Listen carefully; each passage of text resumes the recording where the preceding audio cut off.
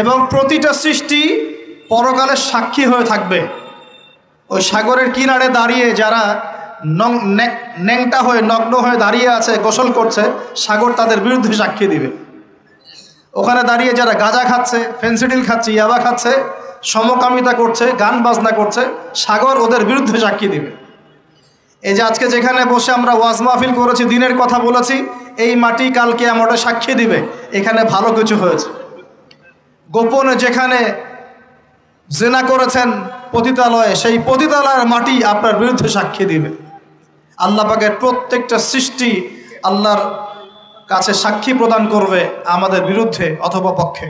আল্লাহ আমাদেরকে বোঝার তৌফিক দান করুন। সাগর থেকে শেখার অনেক কিছু আছে। সে নীরবে আল্লাহ পাকের হুকুম পালন করে যায়।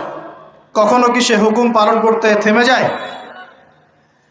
আসমানের পাখির দিকে হেদায়েত আছে, তারা আল্লাহ পাকের তাসবিহ পাঠ করে। গাছপালা আল্লাহর তাসবিহ পাঠ করে।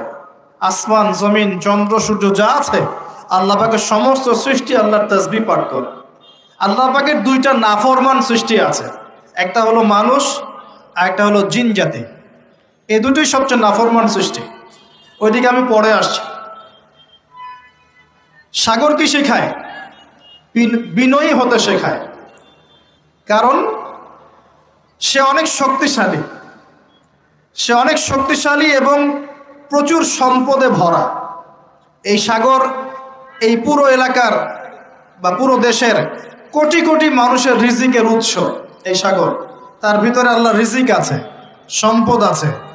অনেক সম্পদে পরিপূর্ণ থাকার পরেও সাগর খুব শান্ত, তার মধ্যে খুব উদ্ধত অহংকারী আচরণ দেখা যায়।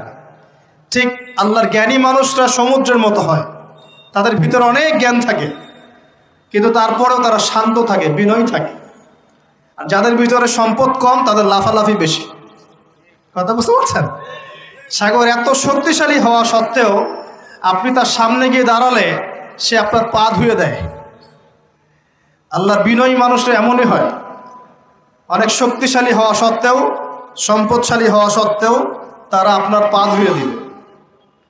অনেক শেখার আছে, অনেক কিছু।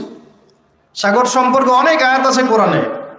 যখন সাগরে নৌযান চলাচল করে তখন আল্লাহ পাক যদি ঝড় ঝাপটা দেন, প্রাকৃতিক কোনো বিপর্যয় দেন, তাহলে মানুষ মুখলেসভাবে আল্লাহকে ডাকা শুরু করে। যখন সে সেখান থেকে উদ্ধার পায়, আল্লাহ পাক উদ্ধার করে দেন, বিপদ থেকে বাঁচিয়ে দেন, আবার সে আল্লাহর সাথে শিরিক করা শুরু করে। এই আয়াতগুলো সূরা ইউনূসের মধ্যে আছে। তো আমরা চেষ্টা করব সাগরের মতো সম্পদশালী হওয়ার জন্য। সম্পদশালী ভিতর থেকে, ভিতরে সম্পদ থাকবে, যেমন ভিতরে জ্ঞান থাকবে কিন্তু বাইরে বিনয়ী ভাব থাকবে। সাগরের মতো পা ধুয়ে দেওয়ার মানসিকতা থাকতে হবে। এবং যখন সে আল্লাহর হুকুমে গর্জন প্রদান করা শুরু করে তখন কিন্তু সামন পিছন সব ভাসিয়ে নিয়ে চলে যায়। তাই নর্মালি শান্ত থাকতে হবে, যখন আল্লাহর হুকুম আসবে তখন ঝাঁপিয়েও পড়তে হবে। কথা কি বুঝতে পারছেন? সমুদ্রের মতো অনেক কিছু শেখার আছে।